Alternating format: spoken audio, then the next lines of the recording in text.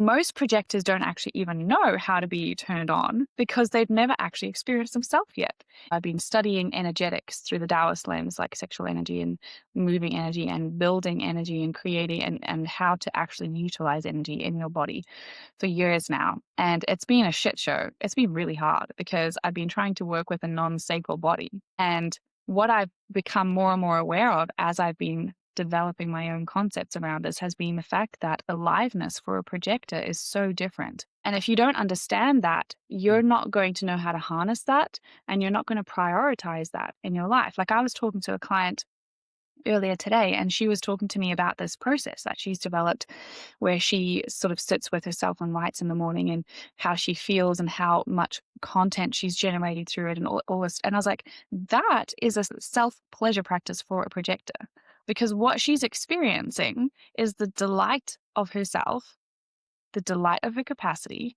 She's really describing her definition, like the way that she was talking, her creative capacity, all this sort of stuff. That sensation of enjoying being you is what I'm talking about with this arousal process of a projector. And why it's so important is because if you don't understand that as your baseline, you don't know how to get back to that when you get amplified. You know, if you're around somebody that feels crazy intense and that feels really good, you won't actually know that your own arousal is way over here in this weird thing. And like we're freaks in some way, but it's still the life force energy moving through us in a really pleasurable way.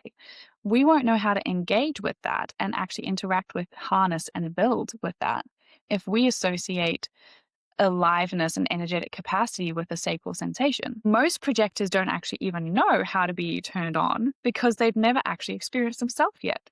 If you've not sat with somebody and been compensated for your own guidance, you haven't yet experienced what it feels like to be what a projector is meant to be here for. So many of us, and I've lived in, decades of my life as a sacral, as a manifestor as well, the amount of businesses I've started, friggin' hell. I've lived outside of my natural state. Kind of like a funny thing coming home to that, because just sitting with somebody and guiding them, it feels too easy to be true. It's just me. I've had times in my business where I've tried to be better at my system and I've tried to do it this way and I've tried to really kind of have the structure and make sure that but when I sit back and I'm just me, it's the most amazing experience for both parties that you can possibly imagine. And that's where I really believe for a projector, your true success comes in these moments where you are making somebody else more successful.